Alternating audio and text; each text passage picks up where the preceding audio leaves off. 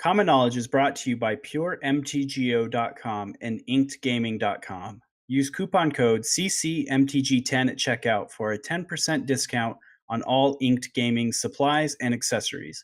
You can support the show directly through Patreon at patreon.com/common knowledge.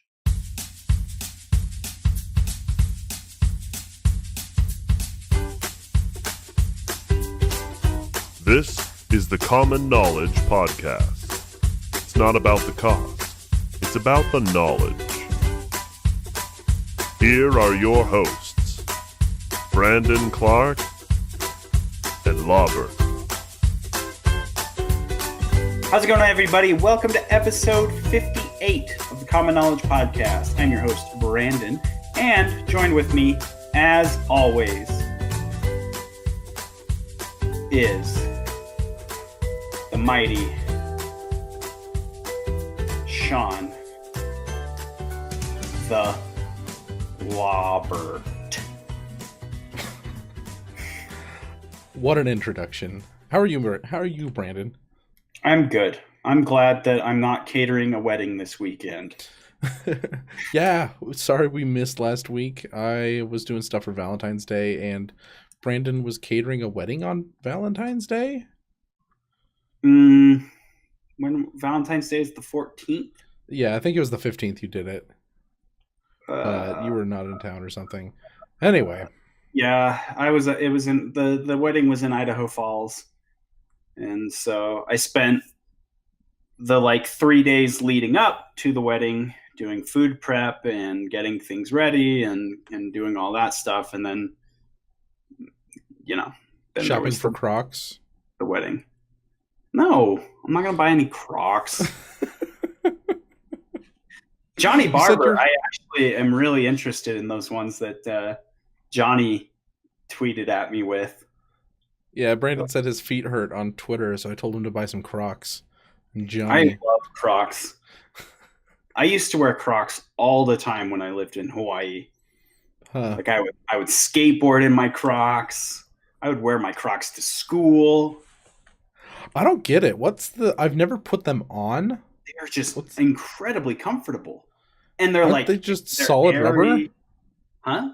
Aren't they just like solid rubber? I don't know what they're made out of. They're made out of angel's wings. I don't know. They just feel good. Your angel's wings look a lot better. I didn't say they had to look pretty. They just feel good.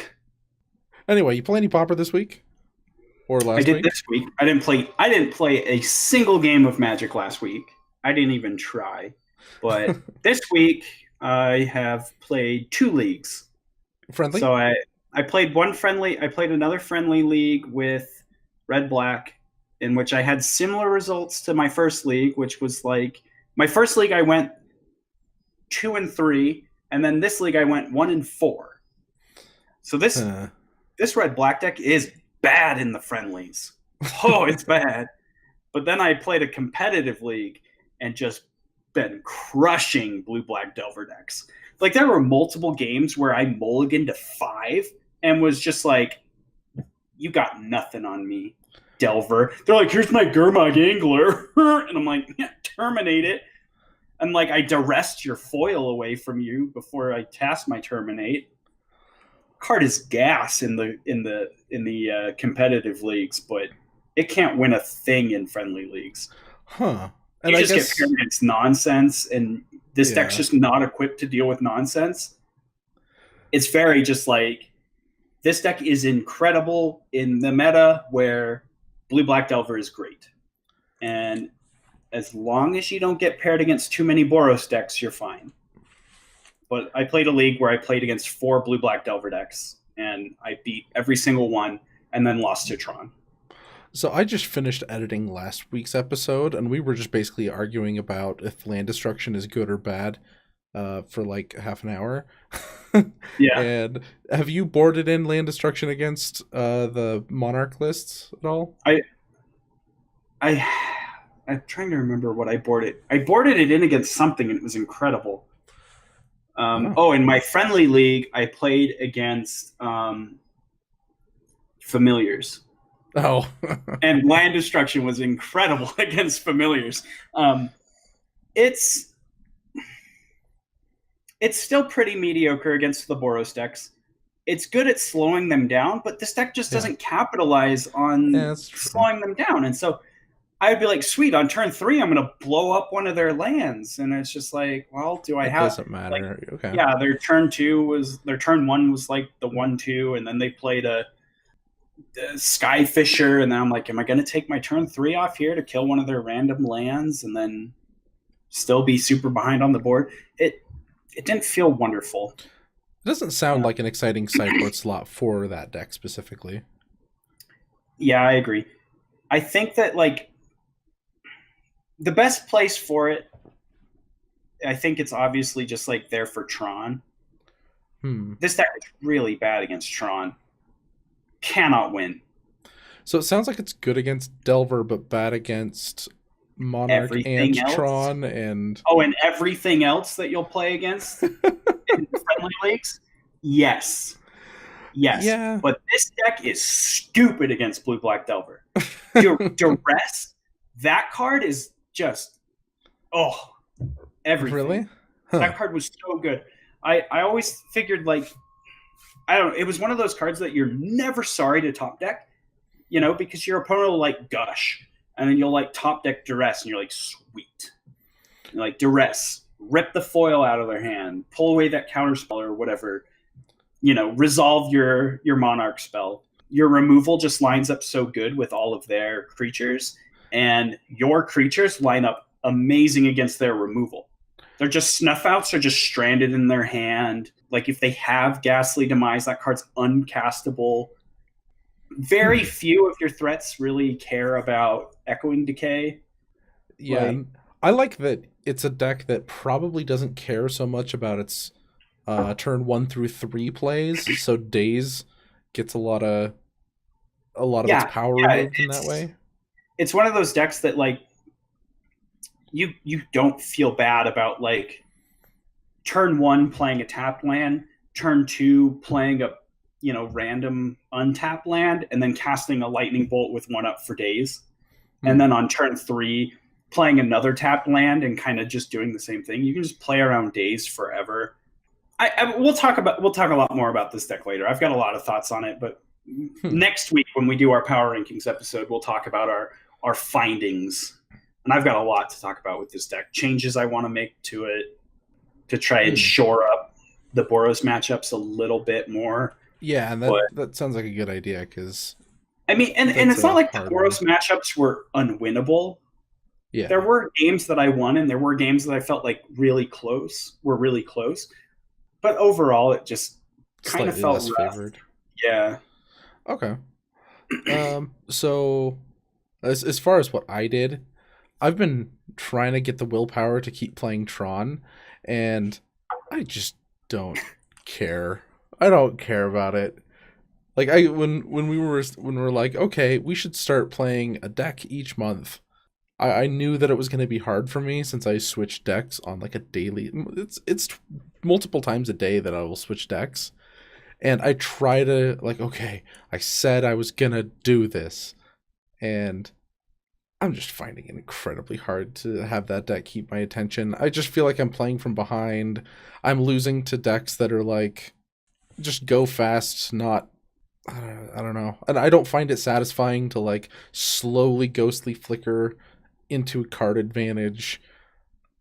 I just feel like I don't have a good grasp on what I'm doing. Maybe that just means I need to play it more, but I also don't have the will to play it more. So it's good that you're getting good data, because I'm not.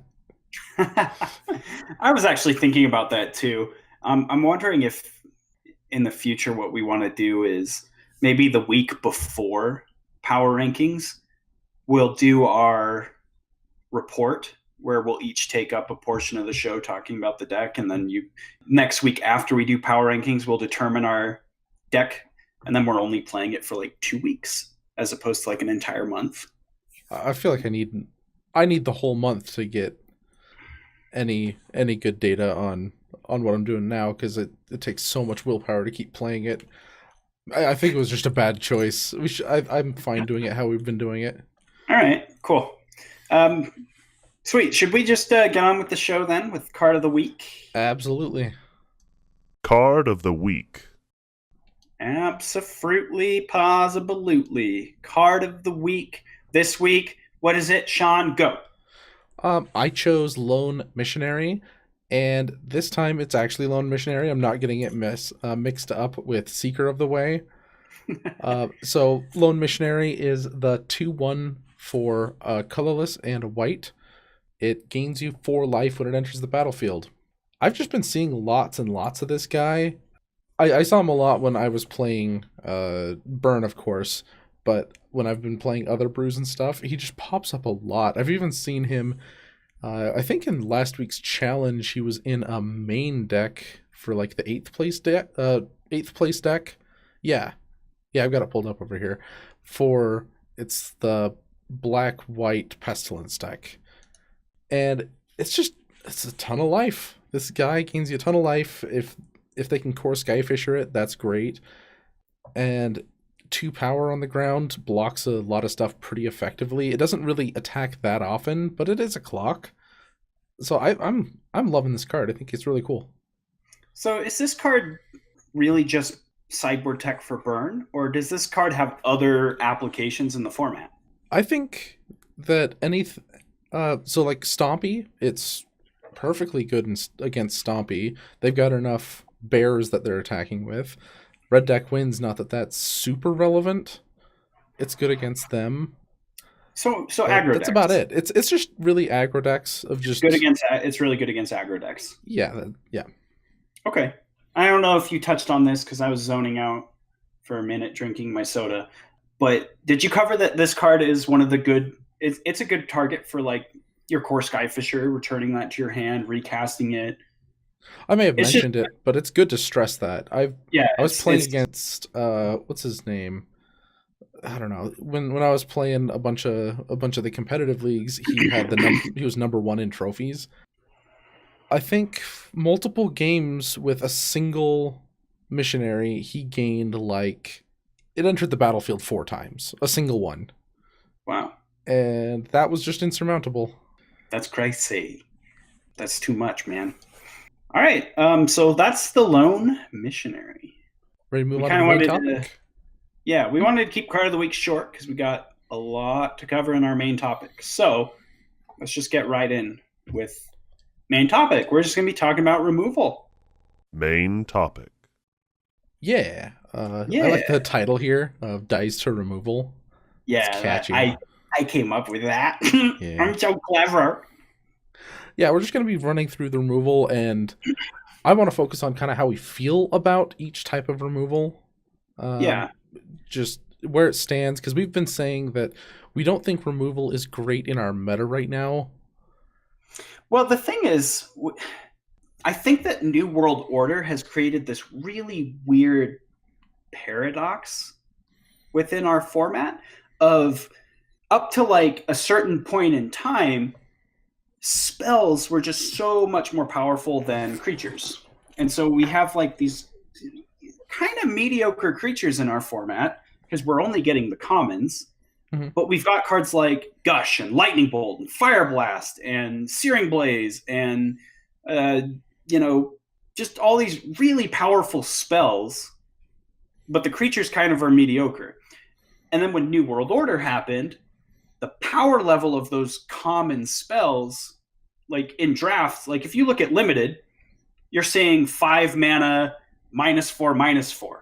That's like quality removal at this point for Limited. Yeah. Whereas like a few years ago, we were getting stuff like Doomblade in our Limited sets, and that just doesn't happen anymore. But our creatures are now turning into things like Gurmag Angler. And so we've seen this shift where for years leading up to New World Order, we had this huge disparity between the power level of our spells and our creatures, which led us to all these really powerful removal spells. And now we've got the opposite, where we've just got incredibly powerful creatures. And so I think what we found is a polarization to the most powerful threats, the most powerful creatures, and then the removal spells are kind of pushing out other things maybe. And that's why we're seeing this polarization, because we've talked about it before, how the 3 best decks in the format are the decks that don't care about these removal spells. And I don't think that it's our spells aren't powerful. We've got some of the most powerful cards ever printed in this format. I think it's just that the players have found the most powerful threats that are resilient to these spells, and things are gravitating and polarizing towards that more. But it feels that's my theory. It feels like the creatures that those top decks are choosing are kind of, they've found little like loopholes in the format of like, you haven't printed something that effectively deals with a creature that's shaped like this, and they're just shaped that way. Like Gurmag Angler's a 5/5, Battle Screech makes a whole bunch of guys spread out, and Tron is just, you can't target their creatures effectively since you're going to get blown out with Ghostly Flicker, or they just pull some Marasa them back if you do kill them. And we're saying creatures that generate some sort of effect when they come into play. Augur Bullish replaces itself. Mnemonic Wall replaces itself. Muldrifter replaces itself twice. Lone Missionary gains 4 life. Lone Missionary gains 4 life. Like we're saying things that. A good example is Liliana's Spectre, 2/1 for 3 with flying. I was really skeptical about that card at first. That card is incredible. Yeah. I've been testing out Corrupt Control with Chittering Rats and Liliana's Spectre. I think that archetype type thing is, I think that's good. Just a creature that generates some form of advantage when it comes into play, and then when it's dealt with, you're just that much farther ahead because it just got you another card out of your opponent. I think with this show in particular, what we want to focus on is, like Sean said, kind of just like knowing where these removal spells really line up, and like if they're worth playing, if there's something you want to be doing in your brews and your decks, putting them in your sideboards, etc. And the other thing we kind of want to focus on a bit is sort of the color identity for the removal, because each color does something different when it comes to removal. They're not all just cut and dry, kill your creature, like pick it up, put it in the graveyard.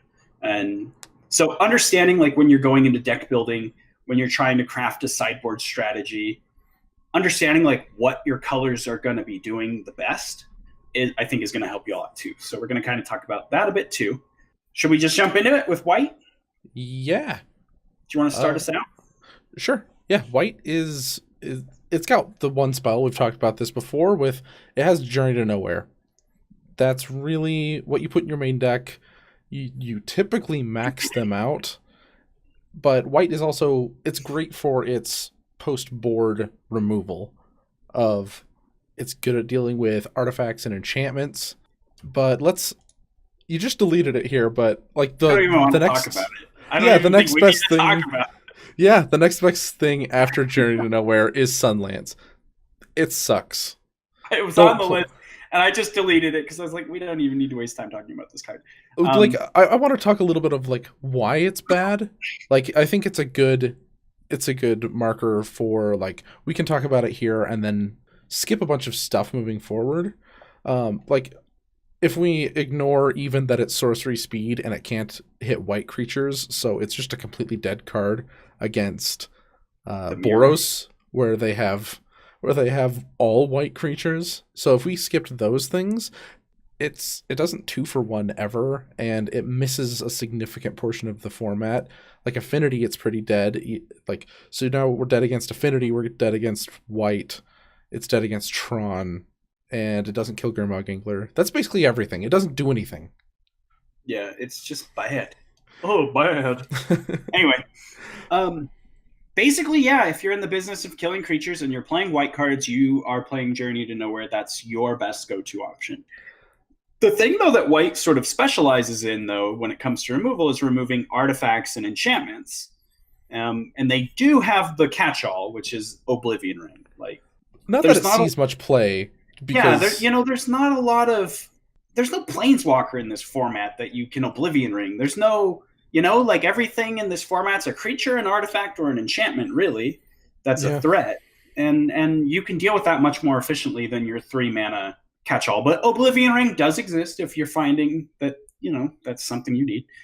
I wouldn't put it in your sideboard ever. It's like a main deck spell if you need a 5th Healing to Nowhere, but you want, if you're white, you want aggressive strategy, and you want to be focusing on things like that. You don't want to be spending 3 mana to deal with something after it's already been played. So I really hate Oblivion Ring. I've tested it a lot, and I've never kept it in a deck. I just don't think there are problematic permanents in this format that need an Oblivion Ring. Like, I think Oblivion Ring is great in formats like Commander, where there's just insane amounts of powerful nonsense, or like Standard, when, they've got Planeswalkers, and you just gotta okay, I gotta deal with this Planeswalker. Adding we just don't have those. Adding another color to your deck, I feel like, is a lower cost and a higher benefit than putting an Oblivion Ring in your deck. So mix it with red, and you've got burn spells. Mix it with green, you have pump spells, so that if you're getting blocked by something, the other color is better than an Oblivion Ring. But white's a good color to run because of all of the enchantment and artifact removal spells like that. That's a huge thing that it adds to your deck.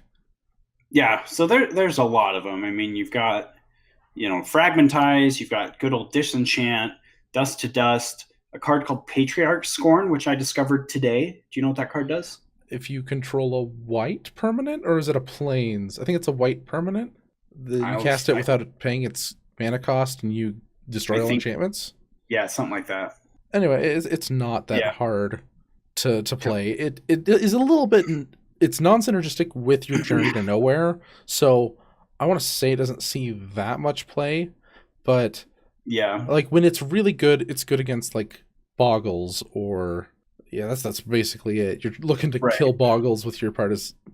I thought it was Partisans. Maybe it's Partisans. I thought it was Patriarchs. I don't remember. Let's get this right.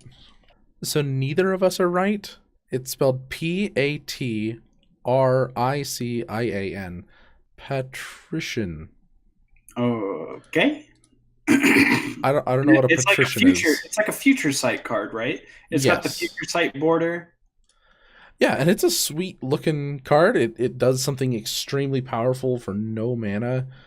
It's got a high converted mana cost if we still care about Spellstutter Sprite. Mm-hmm. Not that you're casting it against that deck, but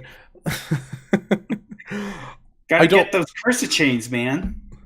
I really like Fragmentize right now. That's really what I've been looking towards. Okay. Dust to Dust is more specific. It doesn't say artifact or enchantment, but it gets 2 things. It's a high white cost. But white is like one of the reasons to go white is it has a good sideboard. Mm-hmm. Another card that I do want to touch on before we move on from white is Angelic Purge. And I remember that this was a card that you were kind of excited about, and you were playing it in some of your brews. This card is interesting because it kind of fits into both categories. Is this just worse than an Oblivion Ring? So Angelic Purge is the 2 colorless and a white for a sorcery that says exile target non-land permanent. And I thought it said... It requires you to sacrifice a permanent. I thought it said destroy. It is exile. Oh, it is exile? Yeah. Oh, but it's sacrifice an artifact, enchantment, or creature. I thought it said artifact, enchantment, creature on it somewhere. Oh, it says exile target artifact, enchantment, or creature, which in Pauper is anything. Okay. Yeah. I guess it can hit artifact lands, so that's maybe important. Yeah, it doesn't specify non-land. But at the cost of sacrificing a permanent, is this card just worse than Oblivion Ring? When I've tested it, it's doing the sacrificing another permanent is activating things, which has been really nice. And that's really why I'm playing it. I still like it better than Oblivion Ring. There's no chance for them to blow it up afterwards and get their stuff back. Okay. But it's definitely got a more synergistic card. Like, would you be playing this in a deck if you didn't have any benefit to sacrificing your own permanents? Absolutely not. Okay. I've also tried that. It's bad. Well, So see, that's what you're here for, so that I don't have to try stuff like that. I can just say, I can just say, hey, Sean, this card. No. Okay. did we touch on Leave No Trace? No, I don't even know what that card is. You added it to the list. So Leave No Trace is something that people are running in Boros Monarch more and more these days. Really? It says destroy target enchantment and all other enchantments that share a color with it. That is really powerful. Yeah, how do I not know this card exists? You don't play enchantments. Literally never seen this card. It is fairly recent, like within the last month, I believe. Oh, okay. And I haven't done power rankings yet, so I'll probably see it in sideboards when I do power rankings this week. I expect you will. Okay. I'll keep an eye out for it. Let's go to blue. Let's do it. Blue is a little different than a lot of the other colors. It's not known for killing its creatures. Blue deals with problems in other ways, primarily with counterspells, but we're not really going to talk about any counterspells today. We're just going to kind of talk about what else they've got. One counterspell we will touch on, but it's a little more modal. So the first thing that Blue's got is Bounce. Cards like Capsize, Boomerang, Snap is the most common one. And then Echoing Truth, yep. We've been saying that Bounce is not a good effect in Pauper, and that has kind of switched, I want to say. Because cards like Echoing Truth can hit... Like, I specifically like Echoing Truth because it can bounce every part of a Battle Screech. A Battle Screech or two. Yeah. And then it hits Gurmag Angler, of course. Yeah, I think that Bounce is actually particularly good against Gurmag Angler. The delve cost is pretty high, and the mono blue decks that do play the Bounce, like Snap and the like, they do put a fast enough clock on you that you sometimes don't have time to like take a turn off filling your graveyard back up for your Gurmag Angler. And so bouncing that is effectively just removing it from the game permanently. And in a lot of cases, obviously in some cases it doesn't matter, but most of the time it's like they've delved 6 cards out of the graveyard and they've got 2, maybe 3 left. Mm-hmm. And then they've got to spend a turn getting spells back into their graveyard before they can replay that Gurmag Angler. And then that Gurmag Angler sits on the battlefield before it can even start attacking. You know, that's like a solid 3 turns that you've bought for your little fairies and your insectile aberration to hit them in the face. That's a lot of damage. Yeah, do you want fries with that? That's a lot of damage. I don't get it. Have you ever seen that movie Kung Pao? No. The guy he took this like old Chinese kung fu film and he like edited it himself into the film and then did like really bad voiceovers. But there was this scene where he went to like a nut vendor to buy peanuts. And he's like, I'll take a bag of nuts. And the guy was like, that's a lot of nuts. Do you want fries with that? Yeah, I did not ever watch that. It went over my head. The movie's so funny. It's so funny. Your clothes are red now. Okay, back to... That's not Pauper. It's not Pauper.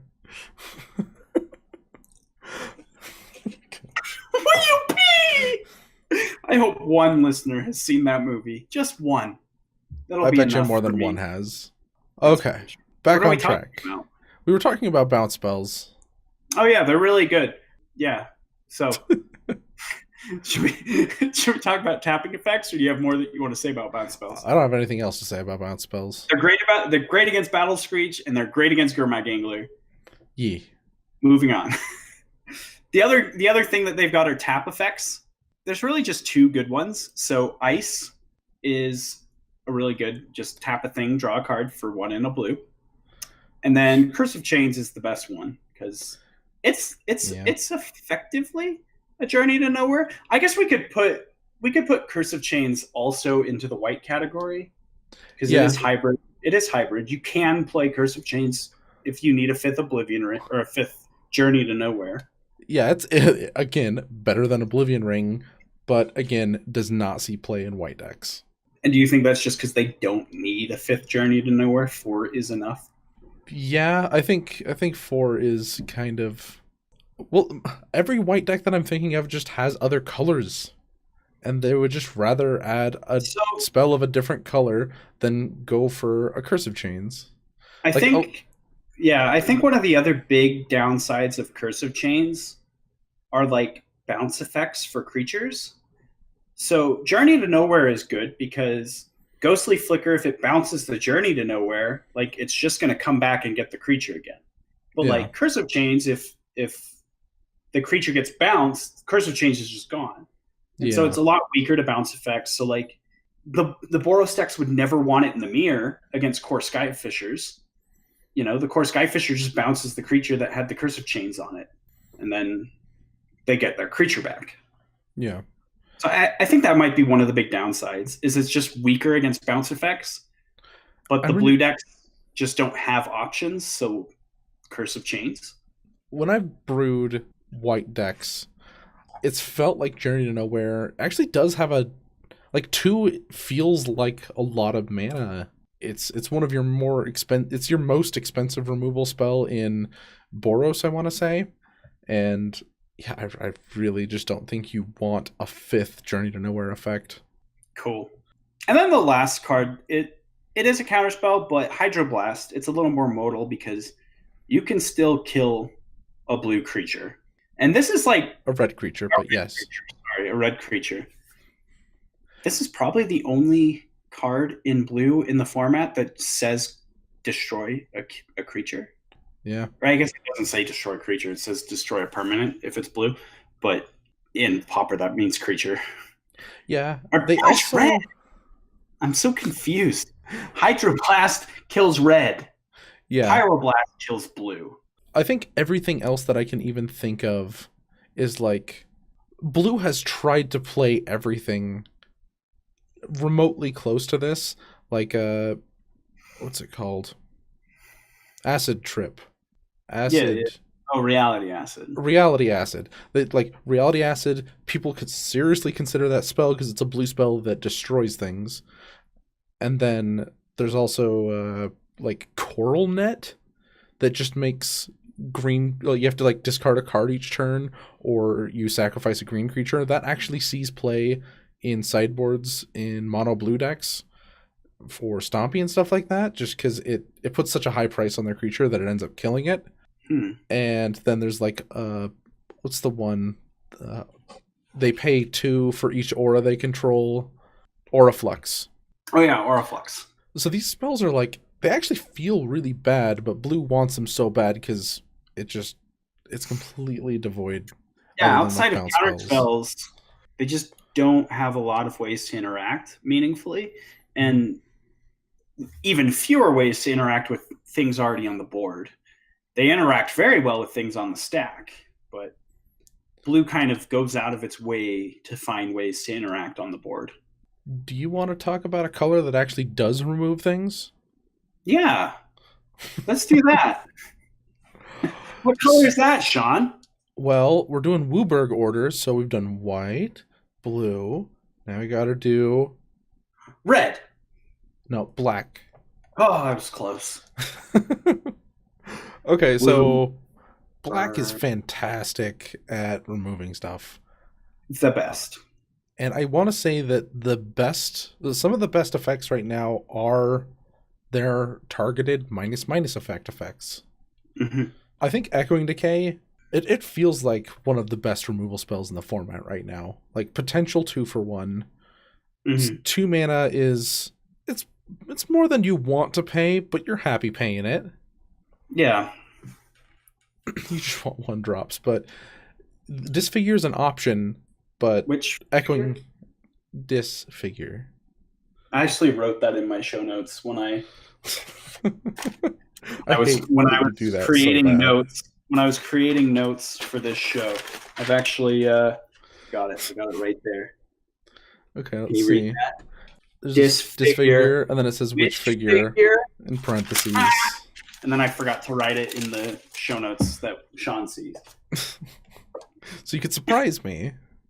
Yeah, because you didn't know I was going to say that. But yeah, I freaking love an Echoing Decay right about now. Yeah, same. I don't have anything to add on to what you said.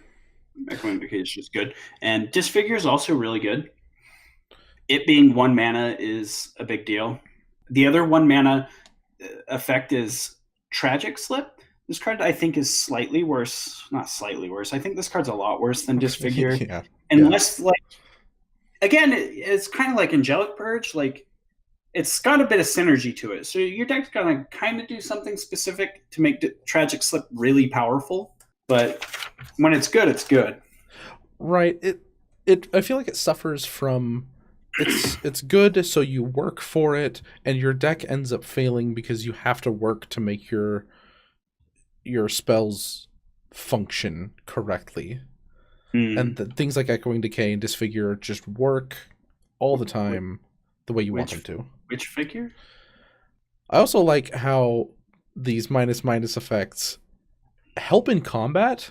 Like if you're attacking with a Gurmag Angler or a Delver and they throw say you're attacking with a Delver and they throw a Core Skyfisher in front of it, giving it -2/-2 now means that you just eat it, and you've used your 2 mana spell, an attack from your creature, to kill a creature with 3 toughness, which that works. That totally works. The opponent is off the board. It also comes up in blue-black mirrors. You know, you've kind of always got to be wary of attacking your Gurmag Angler into their Gurmag Angler. It's not always a question of will they trade. Sometimes it's a question of are you trading your Gurmag Angler with Disfigure. Well, it does. Okay, with Disfigure, yeah. Echoing Decay, you don't have to worry about because that's why I didn't say Echoing Decay. I thought you were going a different direction with that, and no, I was we were talking about Disfigure. I was talking about Echoing Decay and Disfigure. Thank you very much. I was just so ready to push up my glasses and throw in a well, actually, that I didn't care what you said. Man, get out of here. Give me more credit than that. I'm not that bad. Well, actually. Will you peel? Stop. Okay. Go ahead. So another couple that I want to talk about is Moment of Craving and Fricas Cure. Because these cards are kind of the same, so I figure we can kind of lump them together. But is this ever a card that you might see like it's -2/-2, gain 2 life, yeah? And Fricas Cure is black, and Moment of Craving is 1 black. Yes, I think. And they're both instants. I think those are the only differences are the casting costs. No, Fricas Cure is just deals 2 damage, and Moment of Craving is -2/-2. So Moment of Craving also doesn't cost an extra black. So it's just like hands down better, really. Yeah, I do think for everything that we covered above, like with combat, minus effects are just better than deal damage effects. Yeah. Also because like you can't regenerate, so you're never worried about them regenerating their guy. It's true. There are. I started saying that as a smartass, but then I did realize there are regeneration effects in this format, so it is relevant. River Boa and stuff, yeah. Yeah, and the card out of Elves sideboards that regenerates all your creatures. Rapid Vigor?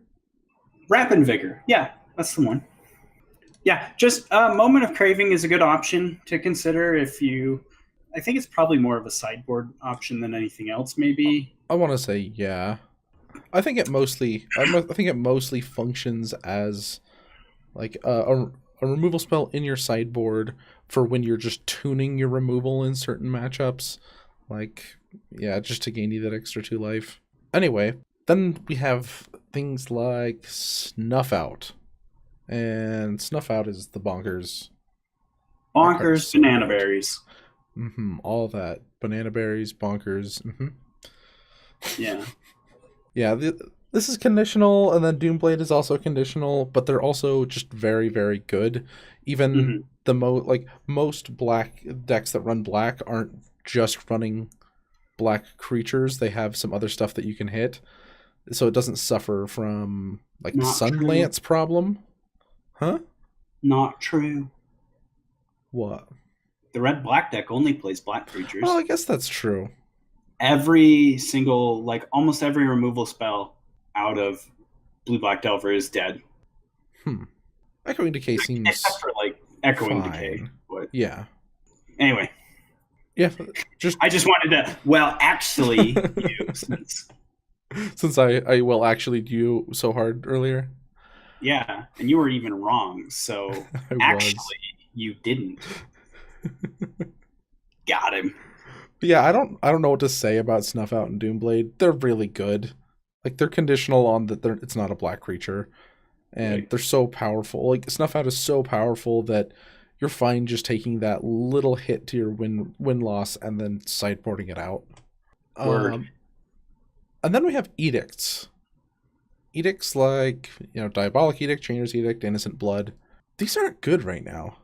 No. The two biggest things, in my opinion, that make edicts bad, like these are hands down, in my opinion, the two biggest factors that contribute to this are the obvious one, which is Flat Flaps. Yep, Battle Screech. I knew it was Yelling Birds. Battle Screech. Yeah, Flat Flaps. Battle Screech, obviously. And the other one is Augurobolus. Yeah. Augurobolus eating one of your edicts feels so bad. And yeah, they just flat don't care when you do that. Like, they're trying to get you to do it, to be honest. That's why Augur's there. To eat your edict effects. And it replaced itself. It's just so bad. Like, I remember when you were testing the blue-black Delver deck before they were on Augurobolus, and you just put Augurobolus in there, and you're like, this feels so much better. It was immediately the first thing I did. I played the deck for 1 week. Mm-hmm. And this was back when it first showed up on the power rankings. It was we had that month where it just randomly showed up and then was gone for 2 months. Yeah. And I was like, this deck's the truth. And I started playing it that month. And it was just the first thing I did was go, this deck has to have Augurobolus because I'm sick of using my Delver of Secrets as edict fodder. Mm-hmm. Because that's basically what they were. It was okay, I've got a Delver, but I'm not going to play it until turn 4 when I play my Gurmag Angler. Mm-hmm. I just was this deck needs Augurobolus. Yeah, the aggro decks don't actually care that much. Elves, you see elves a lot in our format, and it really does not care if you are casting an edict effect. No. I guarantee there's an elf on the field they don't care about. Yes. So we've got your targeted removal, which is good. Edicts are bad. And then we have sweepers. I guess we should say edicts are bad currently, because there was a state in the format where edicts were great. And edicts were good, That could totally come back. They're honestly not that bad against Boros Monarch. You usually have the time with chainers to play it and flash it back. And I actually really like if you're on the play. This is obviously perfect scenario, but they make Flat Flap sacrifice a thing. Battle Screech? No. Or... Flat Flap that you can't just call everything Flat Flap, Brandon. It's a bird that sacrifices a thing. Sacrifices, huh? Yeah, you sacrifice one of your things, don't you? Or you return it to your hand. Okay. Now we're getting somewhere. There's Core Skyfisher and Glinthawk. Glinthawk. Yeah. Yes. So if they go you're on the play and they play Glinthawk, and then you play Flat Flap Edict on your turn too? Oh, okay. No, you're playing Edicts. You don't have Flat Flaps in your deck. They're the ones playing the Flat Flaps. You're the one killing their Flat Flaps with their Edict. I hate it. That feels so good if you Edict a Glinthawk. Yeah. If you have any kind of realistic way to deal with the Battle Screech other than just casting Edict after Edict into it. Oh, that's a nightmare. That is a nightmare, but the rest of the deck, early turns it works. It feels okay. So edicts aren't good right now. They were really good. I could see them being good again if something big were to change. Yeah, for sure. I did kind of just want to bring that up, preface it, because people, when you say something, people are true. Oh, forever, that's just truth, set in stone. Sean believes that edicts are bad. Okay, no, I appreciate that. Yeah, I did make a statement. Right, but it needed to be conditional. I don't think that you making the statement is bad. I think that it's people are going to take that out of context. Yeah. And I think that I know that you're thinking in this way, that like at some point you're going to reassess the format and go, edicts are good right now, you know? But like, I just want to preface that for the listener at home, because some people might hear that and just, oh, okay, Sean said edicts are bad. Edicts are forever bad, unplayable. But Magic is such an evolving, ever changing, just enigma being that we could say something one week and then next week believe something completely different. And I feel like we've even done this in the past. We're like definitive, like this does not seem great. And then like a week later, we're like, this is great. Yeah. And it's just because things changed. I remember fast in this game. So I'll insert "That's not Popper" here. That's not Popper. I just had to dab there for some reason. So back when I played League of Legends like a madman, I was teaching my good buddy how to play League of Legends, and he was like, how do I do this? And I was like, don't do this. This is bad. And then 2 weeks later, I did that exact same thing. And he was like, you just told me not to do that. And I was just like, oh yeah, I was right then. Now right. This is the case. That's something that's really hard to understand. Yeah.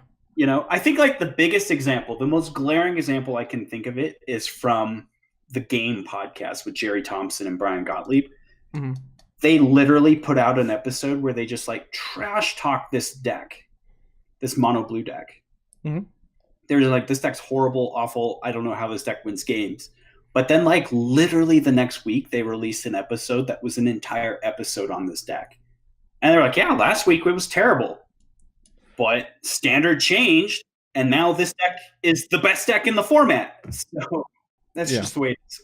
Information is always changing in this game, and things are always evolving and adapting. And so like sometimes we'll say something's bad and make this as just as short and as clean as I can possibly say for listeners. When me and Sean say something, take it with a grain of salt and understand that we're saying it based on the information we have available at the time.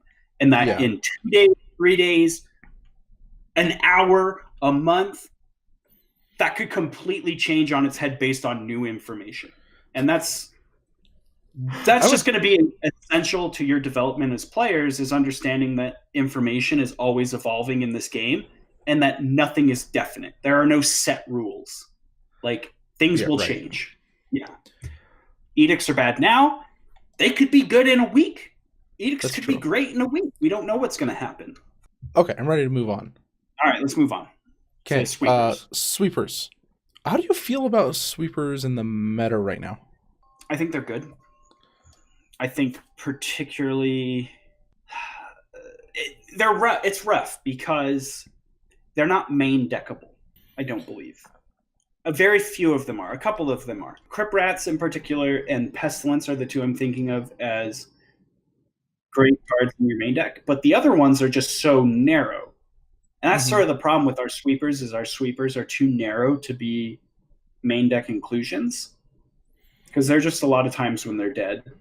But then there are times when they're A+. Yeah, like that's why they're I prefer them kind of as sideboard cards. Like if you can just sweep an Elves player, you got it made a lot of the time. Like it's just a nausea on turn 2 when they have 3 Elves out or something. It just puts you so far ahead.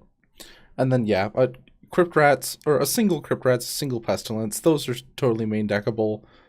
Yeah, I feel like they're good, but they don't see that much play, and I have to think that it's just the playable ones are overcosted. The specific ones like Nausea, I'm not exactly. I think, does Blue Black Delver run like a single Nausea ever, just for like Elves or something? Sideboards, yeah. There's usually a couple copies of Nausea or Shriveler or something in their sideboards. Okay, so yeah, because they're good against tokens. They're good against Elves. I would say where I'm at on this is like they're reasonable. They're sideboard cards. If you're putting them in for a specific purpose, yeah. When they're in your sideboard, they are going to be A+ cards when you bring them in, and whenever you're not bringing them in, they're going to be Fs. Just horrible. But that's sort of where I'm at with the sweepers. Crypt Rats, Pestilence kind of being the outliers just because they are more efficient catch-alls. They're also kind of build-arounds too, whereas they sort of have synergies and fit into decks that are kind of into that sort of thing. Evankar's Justice is the one where I'm really low on. I think this card is just bad, actively bad right now. And I think that's the biggest reason that Blue-Black Alchemy is like basically non-existent at this point, is just how bad Evankar's Justice is. It feels like all of their spells are just too expensive, and they're just going to get dazed, and like they're going to get full value dazes on expensive spells. Yeah. And well, and the Evankar's Justice doesn't kill anything that like Nausea and Shrivel don't kill. I guess like you can argue the random tutus, you know, like the Glint Hawks and the Gitu Lava Runners of the world, but those cards are few and far between compared to like the amount of X1s in the format and the amount of X3s in the format. Like, yeah, I think you're right. So I want to move on to just touching on briefly that black can blow up lands. This is usually like if this is not your only strategy, this is a sideboard strategy. And yeah, people, it's I don't know. We talked about this in our sideboarding episode just last week, so I don't know if we want to get super into it. We talked a little bit about it before the show even started. So yeah, I think people are pretty clear on my stance on it. You know. Yeah. So I think you're a little higher on them than I am, but I still don't think you're super high on them either. I've always been into land destruction and prison decks for my whole Magic. Let's call it a career. Yeah, I really like your Molten Rain sideboard tech in Burn, and we can talk about that when we get into Red. But I think there are applications for land destruction when they can be very good. But I think that sometimes people maybe are too high on it and are just kind of like, yeah, blow up lands, boom, it's not going to win you the game. Yeah. You just got to remember that. Yeah. And oftentimes it's not really doing anything anyway because they had that other land in their hand, or they just didn't need that extra land. You know, their curve was low enough that they didn't care, something like that. I think there are definitely good applications for land destruction, but it's not like it's not something I'm actively looking to do. Okay, and we'll talk about Molten Rain when we get into Red. You want to get into Red? Yeah, let's do it. Red cards. Red is primarily damage-based removal. There's very few. Like, I can only think of one card that can destroy, that says, like, destroy a creature. There's two. Are there? Okay. So the one I'm thinking of is Pyroblast. Destroy a blue permanent. So that can just, kill a blue creature. What is the other one? That's just like destroy. It's like a 5-mana spell that says destroy target land or creature, I believe. I don't know its name. Commander spell? I don't know. I feel like I came across this card when I was doing my research and I didn't even bother including it in the show notes. It's like, is it like Fracturize or something to that effect? Fracturize. Yeah, that sounds familiar. I think it was killing an artifact, land, or creature. But yeah, it was like 4 in a red. Wasn't great. Yeah. But mostly with red, you're going to be doing some amount of damage with a relatively cheap spell. That's why we play red. It's got that effect in it, and that's just fantastic. It's maybe less fantastic than it used to be, since you don't really want to be 1-for-1ing with creatures that have ETB effects. But it's a good, okay, I've got my card advantage. Let's spend a little bit of this burning people out. Yeah. That was the one thing I was going to say, is that in a lot of cases, it kind of does double duty, because it can kill creatures to remove blockers, to make room for your attackers. And then when their life total just gets low enough, most of them can just go to the face. Yeah. I don't know. The important thing with choosing your red removal is they're all going to be a different number of damage with some up or downside. I feel like they're all kind of based around Lightning Bolt, because Lightning Bolt's going to be your benchmark of Firebolt does less damage and is sorcery speed, but can do damage to multiple things if you have enough mana. Harvest Pyre is also instant, but can do much more damage for doubling the mana cost. Galvanic Blast is just nuts. But it is conditional. Yeah. It does put a deck building constraint on you if you want to be playing with Galvanic Blast, whereas a card like Lightning Bolt, which is slightly worse, gives you no restrictions. I guess besides like having a basic mountain in your deck to cast it. Not even that. Sometimes your Great Furnace does a pretty good job or something. You're right, though. But if you got your Great Furnaces, you just got Galvanic Blasts. I think that's fairly simple. I think Flame Slash is important to highlight. I really like the ability to do that much damage rather than something like Scred. Just that much damage without having to get up on land count. I think that's really powerful right now. Yeah, and I think that's one of the reasons why Scred in particular is fallen to the wayside too. Is it's a tall order to wait till turn 4 to kill some of these really aggressively costed threats. Mm-hmm. I guess Searing Blaze I want to touch on too, just because like there are white red strategies that use Searing Blaze as well as like Burn to move forward their game plan of just getting you down to 0 life while also removing your stuff, so their creatures can help do that same thing. So that's like one of the exceptionally powerful spells. It's hard to have a land to trigger landfall every time. It doesn't sound like it would be, but it actually is. Yeah, I feel like that was tech out of Boros Monarch for a little bit. Some decks were playing Searing Blaze.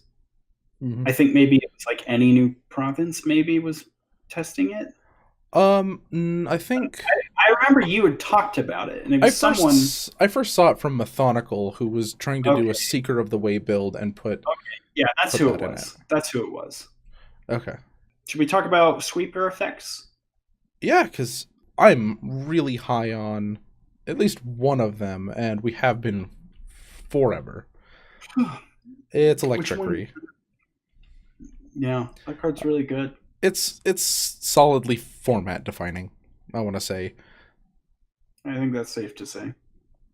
Yeah, so red and black are the two that have sweepers, right? Mm-hmm. Like there's no white sweeper, there's nothing else, right? Well, I don't remember what it's called. White has a sweeper that is... You don't even remember what it's called. It's not even relevant. Is it like Holy Day? Holy Light? Holy Day is a fog. Okay. It's got a picture of a butt on it.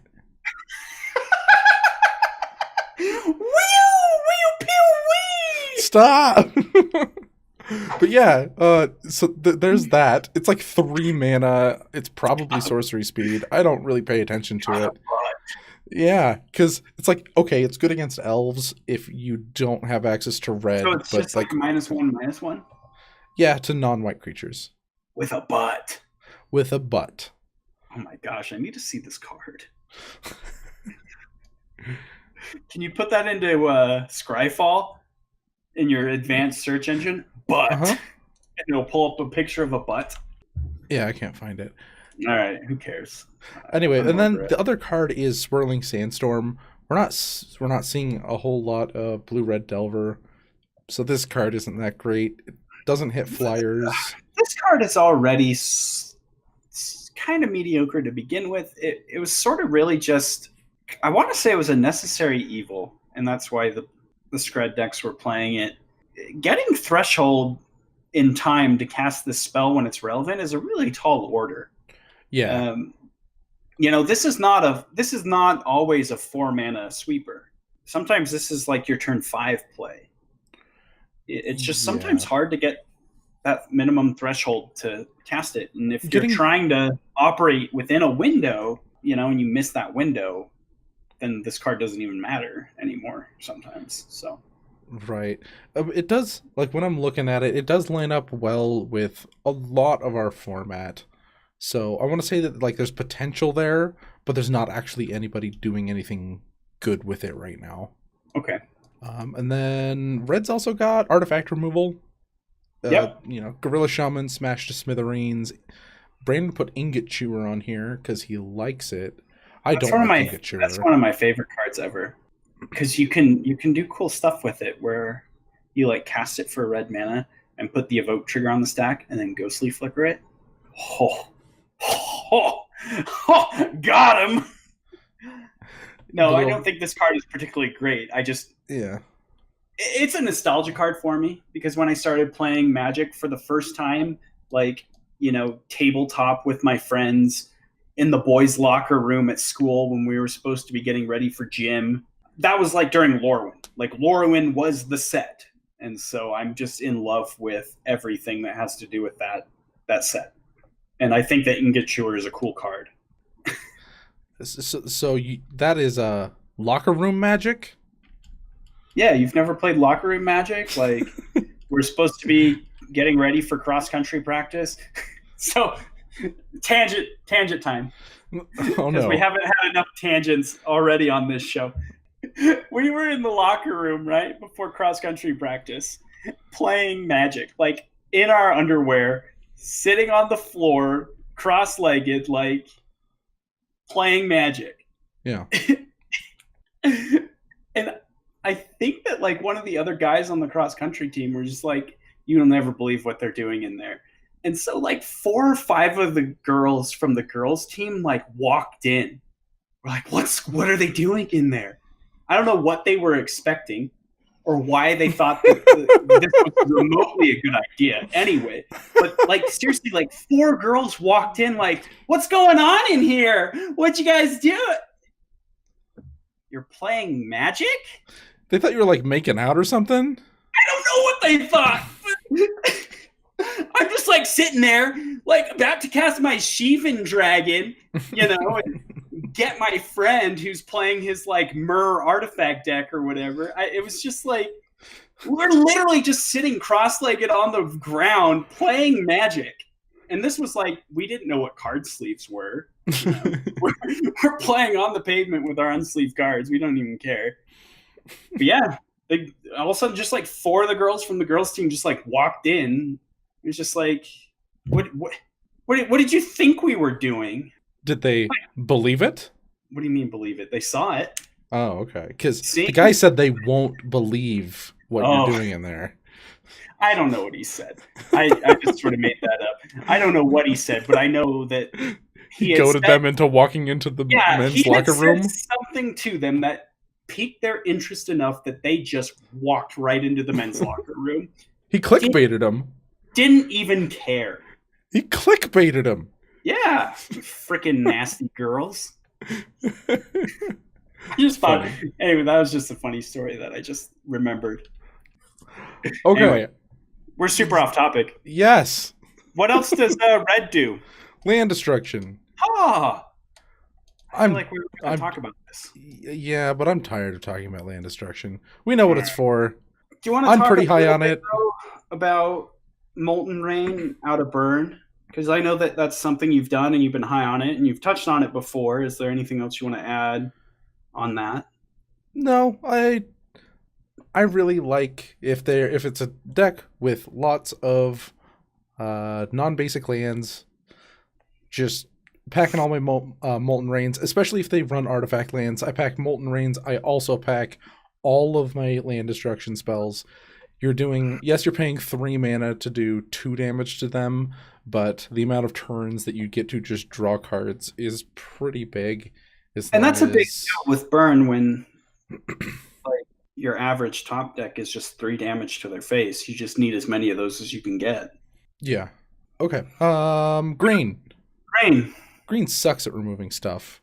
Yeah, if you're playing green, just fill your deck with like trying to win the game and don't be so concerned with what they're doing. I would rather put kill their artifacts and their enchantments. Okay, yeah. So sideboard, it's fine, but main deck, I want to say, just never put a fight spell in your main deck. Even if you're Stompy? Would you not put Epic Confrontation in your main deck out of Stompy? Never, ever. That is just a waste of resources. I have seen it. It's something that will do, Ugh. like 1 or 2 in the main deck. I feel like it's like somebody being like, I'm on to something, but like it's so it feels like it would be, sometimes it hits and it's like, oh, okay, I removed a guy. And a lot of the time it's just going to be like, oh man, I really wish this was just something that could deal 2 damage. I wish this was a 2/2. Yeah, some guy to put my enchantments on. Like, I would rather just have a straight up pump spell that lets me punch through whatever you're afraid of blocking your creatures. Because the main reason you're killing those creatures is so they don't block your creatures. I guess maybe it's convenient if you don't have to waste that combat step and you get that extra 1 damage off of Epic Confrontation. I'm not convinced. Sure. Well, I think you brought up a good point indirectly. Like, you brought it up, but you didn't really like say this is my point. But like, the Epic Confrontation has replaced something in your deck, and I don't feel like this is better than the average creature in your deck. I don't necessarily feel like this is necessarily better in most situations than Vines of the Vastwood is. And like, I would just rather have like a Rancor or something. And so you've Hunger of the Halpack or Elephant Guide. I don't like Elephant Guide. For this Epic Confrontation, where in most scenarios I just think about all the cards in your deck are just better. And in the scenarios where Epic Confrontation is better, well, that's why you're playing best of 3, Yeah. And you've got your sideboarded games. Like, I don't know what it would be. Like, maybe like elves? You're really gaming against elves? Just make sure you can take care of those key elves that are going to kill you. It has to be a deck that can't 2-for-1 you when you go to cast Epic Confrontation. Yeah, for sure. I don't think that you're bringing this in against Boros decks. Yeah. I think your strategy against most of the decks that can interact with you are just be stompy and get them. So maybe... And you're bringing this in maybe when you're the control deck in the matchup, Yeah. So yeah, probably like against elves. And I would say that's like it. Like, I'm sure there's other examples. Maybe slivers. Yeah, I was about to say slivers. Like, I would bring this in against slivers. That does not belong in your main deck. Yeah, no. Maybe if you're like, okay, the Skred Delver deck has tapped out and it's safe to play now, but you're playing a spell that is contingent on them having a creature that you want to kill and them tapping out, and like, it's just like, okay, I'm out. Anyway, I would rather have a pump spell, just punch through their guy. Vines is just so much better in most situations.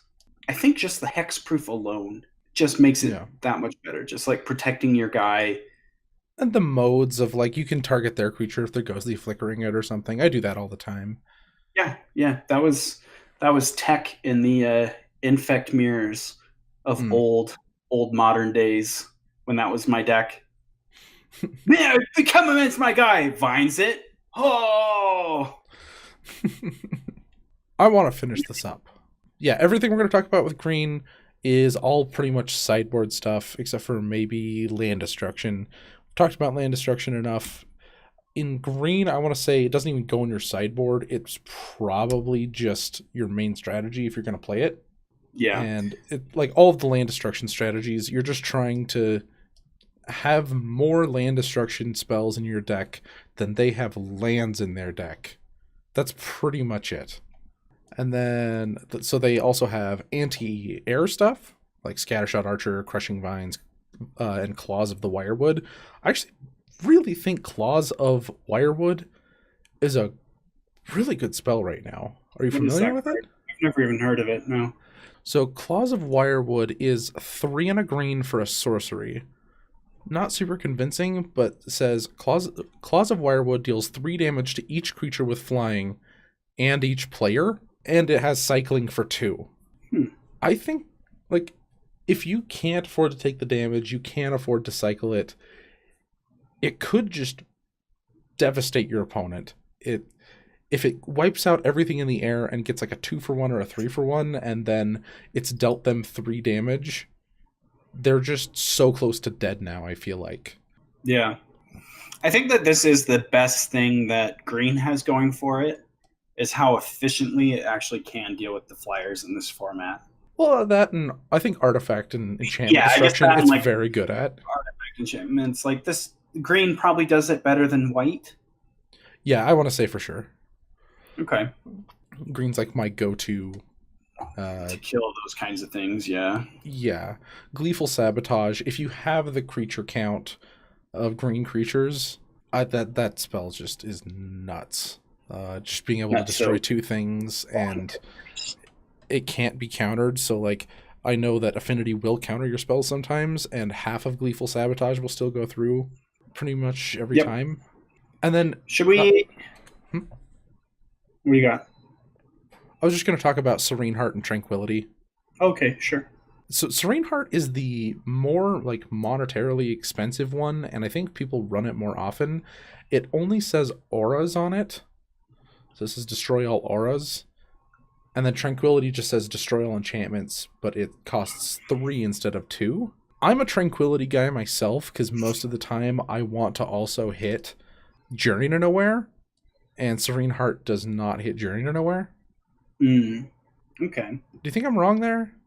No. I think that's really relevant. Like, if a card can't target the most commonly played enchantment in the format, I would argue, why are you even playing it? Yeah, it's... But the majority of people play Serene Heart. By a lot. I'm like... I have to think that it's just to blow up all of the enchant lands and hit most of the things in Boggles. They're not concerned. Maybe that's wise, because the top decks just aren't concerned with getting back a single creature or two. They just want an efficient way to deal with Boggles. Okay. I need to just see the text. Oh, auras. Okay. I went and I looked it up just to like make sure that I was like on the same page as you, and it was like destroy all local enchantments. And I'm just like, I hate old cards. I had to go find the errata, and destroy all auras, which is probably what you said, and it is spazzing out. That's fine. I have to read things before I fully understand them. That's like my learning language type thing. Yeah, I would imagine that like if you're playing Serene Heart, it's because you don't care about killing enchantments. You just care specifically about like killing Boggles enchantments. Like you're not really in the business of just like, I need a catch-all for enchantments. You're just like, I need a way to not lose to Boggles. Okay. And this card seems great. 2 mana, instant speed. Like you can really get the Boggles player when they like think they're setting up for lethal or whatever, and they kind of let their guard down, and you just get them. Like this card's just incredible against Boggles. So that's what I would guess. If you're just like, I don't care about Journey to Nowhere, I just need a way to not die to Boggles. This is sort of the thing. But I feel like Boggles isn't relevant enough as a deck that I want this in my sideboard taking up like real estate. Like I would rather have something that could kill Journey to Nowhere than this, and I would just accept that I'm probably losing the Boggles matchup. But are you? It's like one out of mana. Times I play against it. But the 1 mana difference, is it like, are you really just losing, or are you just not playing either Tranquility or Serene Heart? Gosh damn it! Now I gotta look at what Tranquility does again. It just says destroy all enchantments for 2 and a green. And it's a sorcery, right? Yeah. Serene Heart also a sorcery? No, it's an instant. Oh, okay. I actually didn't know that. Yeah. That's why I was saying, like, you can just get them. All right. Yeah. All right. Okay. I learned something today. I think that I'm just not playing either. Okay. Like, I would play Nature's Claim or something. Like, I don't know. The one that's really, I can't remember what it's called, but it's kill an art for 1 green, kill an artifact or enchantment that is CMC 3 or less. Oh, I almost put that on the list, and then I couldn't remember the name. I couldn't remember it either. That's why it's not on my list. I think it was from Battle for Zendikar block. Is it something nature? Probably. Natural State. Natural State. Yeah, I would just rather play probably Natural State. Like I really love Natural State, yeah. Yeah. I think that card's fine if you like are like, okay, I really just don't want to lose to Boggles, but I also don't want dead sideboard space for the 99% of the time that I'm playing, and it's not against Boggles, I think Natural State's fine. I don't know. Or maybe Tranquility is just fine too. Really? I don't really know. Yeah, they're all probably pretty fine. I think that like Gleeful Sabotage is really good out of the Elf deck because Affinity is sometimes a tough matchup. And I think that I don't know, Natural State's just probably better. I just want more utility out of my sideboard slots.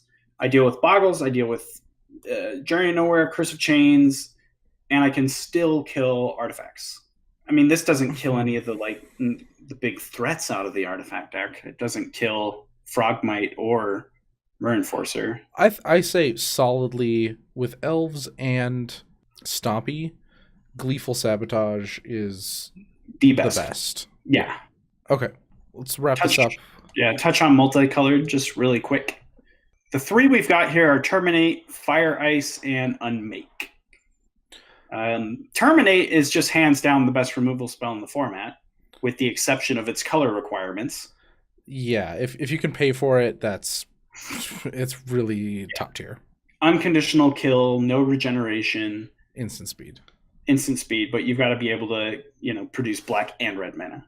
And then we've got, I think that's pretty simple. I'm done with that. Then we've got Fire Ice. We've covered both fire and ice, really. And it's fine. We're okay with it. We're not super, super high on it, but we're on, it's fine. I was super, super high on fire and ice when it was first, spoiled before the meta, shifted into what it was. Yeah. So, meta pre-foil, I think that fire ice would have been great. But now I don't think it's good. I never thought it, when I saw it even in Legacy, I was always like, what? Okay. I just don't get it yet. Oh, it's great in Legacy. I haven't seen where it does the stuff. I loved playing it in Blue-Red Delver in Legacy. And when I played Rug Delver, I had a one-of in that deck, and it was good in Legacy. But that's not Pauper. I have had somebody ice me on my upkeep, tap down one of my lands, and it just destroyed me. Yeah, it's just a casual game, but if you're smashing them in I guess I'm still thinking about Legacy now. So it was Pauper. It was Pauper. But if you're smashing them with a Tarmogoyf, and you just upkeep, tap down your source, and they're just oh no. Especially if they're Sean, and it's tap down your land that's going to produce 5 mana this turn. And Sean's oh no, now I only have access to 3 mana instead of 8. And you're just smash you again with a Tarmogoyf. It's okay. I'll top deck something. Anyway, can you tell us about Unmake? Because this is a card that I don't have experience with outside of EDH. Yeah, I have a lot of experience with Unmake. My experience is that it feels like a sideboard card, and the only purpose I've found for it is taking out Stormbound Geists, but man, it's good at that. You're trading straight across on mana. They are expecting that card to kind of carry them, get a 2-for-1 or something like that, and it is instant speed, but I think it suffers in the same way that Oblivion Ring does, of 3 is just too much for a removal spell. And Unmake is a little bit harder to cast. There are much stricter requirements on your mana. In the right deck, what I mean, in the right deck, you've got to this doesn't go into your white decks. This doesn't go into your black decks. This goes into your mono white decks, your mono black decks, or your black white decks. A lot of the time, your black white decks are playing things like Radiant Fountain, so it's not even that good there.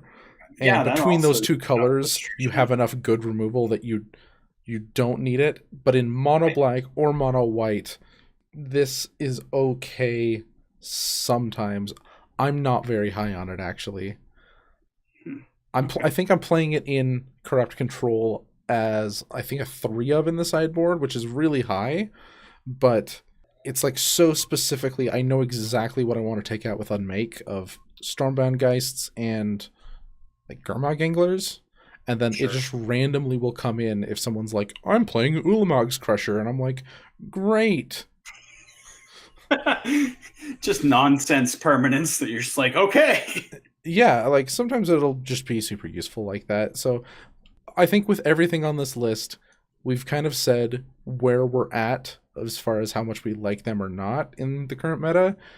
But it's going to be, if you have a very specific purpose of like, yeah, all right, I need I don't know, a nausea in my main deck and I just have to have it. I don't know why you'd ever want to do that, but there's going to be weird situations like that this doesn't cover. Well, like, a lot of what we talk about is specifically catered to playing online and playing in competitive leagues and playing in challenges. And, you know, the thing about Pauper is it's, at the end of the day, a casual format played by, you know, people play it at their LGSs and they're going to play whatever the heck deck they want. You could just have some weird BS meta of 8 elves decks and everyone plays elves and you're just like, cool. I main deck these cards because I'm going to play against elves 3 times every week. Yeah, like we try to gear the show towards those, you know, more competitive stuff, but I'm hoping that we also scatter in weird cards that if someone's like brewing a homebrew with their friends, that they can just be like, I heard about pillage today, and it's going to be my new land destruction / artifact removal spell. That's great. Yeah. Cool. We didn't cover colorless, but, you know, Viridian Longbow and Serrated Arrows. Serrated Arrows, you blink with your ghostly flicker, or you put it in your put it in your sideboard to deal with lots of little guys. It's whatevs. I played against an opponent who had it out of his Boros deck. These same Serrated Arrows put like 9 -- counters on my creatures. It was infuriating because I'm like, all right, it's down to its last counter. Yes, Core Skyfisher. I'm just like, ah! Here it comes again. And I'm just like, this is ridiculous. Yeah, when I was playing Tron, I have a Serrated Arrows in the main, and I did use it to kill. So he had 2 Thermo Alchemists out, and I played a Serrated Arrows on his end step. I tapped it, counter, tapped it, counter, and then I ghostly flickered it enough times in a single turn to kill the rest of that one and the whole other one. And it was super great. That's so frustrating. Oh my gosh. That is so infuriating. Yeah.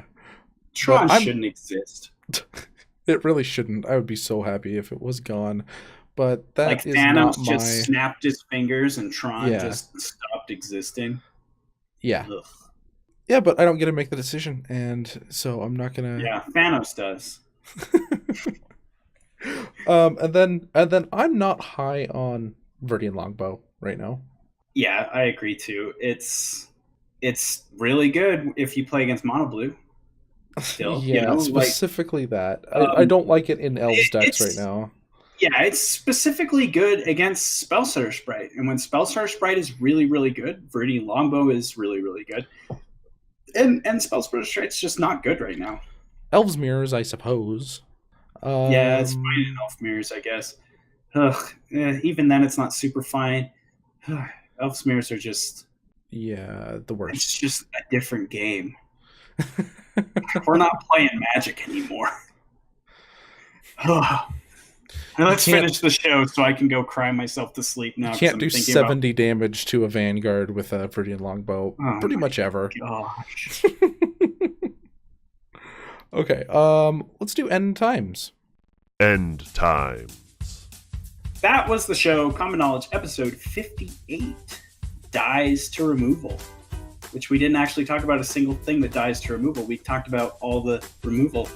But anyway, thank you guys for listening. If you enjoyed the show and you'd like to support us, you can do so at patreon.com/common knowledge, where you'll be able to have access to the Common Coliseum, as well as help us towards our stretch goal, $50 for our 5-card blind tournament. And don't forget, free for anyone to just go pay a visit to the Patreon page. You can see Sean's spreadsheet where he keeps track of all the data for our power rankings. So yeah, check that stuff out. It's there. It exists. Another huge way. Real quick, we did get a suggestion on what we could do for the Patreon or patrons. So did we? Let's talk about that after the show. Yeah, sweet. Is it an email? No. Oh, is it like a YouTube comment? No. What the heck? Okay, I have no idea what this is. I've not seen this, so we'll talk about it and maybe we'll implement it. I don't know. Listeners will stay tuned to find out. For the next exciting episode of Common Knowledge. Dun, dun, dun, dun, dun, dun, dun. John Cena. Anyway, let's finish. I was gonna do the Dragon Ball Z, but I realized I couldn't really make those sounds with my. Yeah,